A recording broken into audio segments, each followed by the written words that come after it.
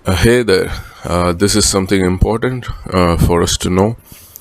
I would like to start with three different incidents which happened in different places to different people. But these are just three examples of what can happen, what can go wrong. So, first incident, there was a husband and wife. The husband knew all the financial information of the family. The wife was not involved. The wife didn't knew. The wife didn't knew any of the details like about where the accounts are, what's the number of the bank information, how many FDs has been stored. One day, what happened? The husband suddenly died in an accident, and because the wife didn't knew any financial information, she couldn't even recover any money of what the husband has saved or invested. And because of no information, no one could help her to get any money, and she herself didn't have any savings. She was dependent on her husband, and her husband looked after all things, and this became a very bad situation for her bringing up her children. The second example, a father and a son. The father did not share any financial information with the son. He kept it with himself, and one day the father died, like a natural death. The son didn't knew about any of his savings or investments. And he opened his old trunk box, and he found some stock papers of like 1970s and 80s. And the third example, a son between a son and a father. A son wants to study further. He doesn't know the financial condition of the family. He's not so aware, and he wants to study further, spending much money abroad. But father says he doesn't have much money to send him abroad, and but the father also didn't knew that he could take a educational loan.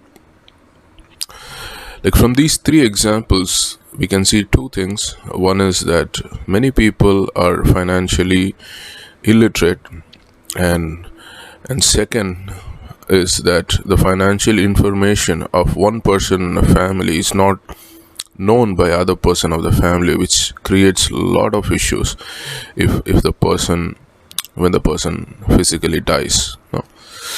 So we will see few things which we can do in our own families so that we can avoid such situations. Firstly, we don't need to keep our children away from while making family budget. Like if someone has crossed like 12 years, 13 years, like they are in their teens, they can be involved in the family budget. At least they can see how the family budget is made, what father thinks, what mother thinks, and how much money is actually coming into the family, and how much we are spending every month, and how much do we have some savings or not. Because then when these things are known by the teens and the youths in the family, they themselves will not be asking you for expensive gifts or things which we really can't afford. They themselves will know it. And the problem happens when they don't have any thought on how much the father is earning and how much we can afford. And when they are involved, and I think they can have a better awareness of what they can afford and what they can't. And it's also good that they start thinking of how to spend and how much to spend from an early age. Okay. And second, encouraging a culture of saving, and also having a budget for each celebration or an expenditure. Like if you are going to save your money, part of your money, and your child will see that, and you can actually encourage your child to save from an early age.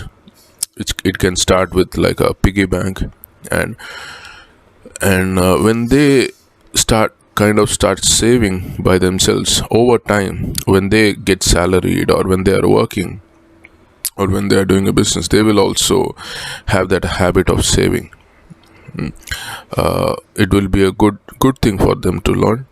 And also, when something, a family function happens, or a birthday party happens, or you're going outing somewhere, you can fix a budget, like this is the amount we have, and this is within this only we have to spend.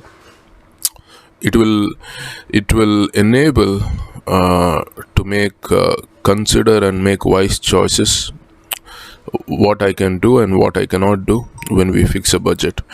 It also ensures that we will not overspend for a particular occasion.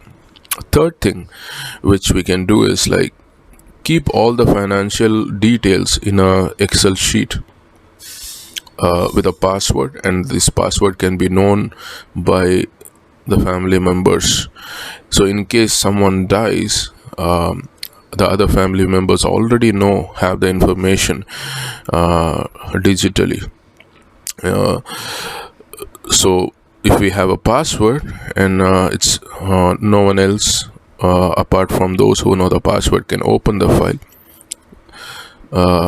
So your bank accounts, insurance details, FDs, mutual funds, any stocks or real estate or gold where you have invested in, along with the dates and amounts, can be fed in an Excel sheet regularly. It can be protected with a password, and the password can be shared to the family members. This will enable a lot of security, financial security. Because it's one thing to earn and save money, it's one thing to protect and keep the money. So we saw 3 cases where the financial information was not shared, and it could not be retrieved. Maybe they had lakhs or crores, but it could not be retrieved. No, so I hope this information helps you. God bless.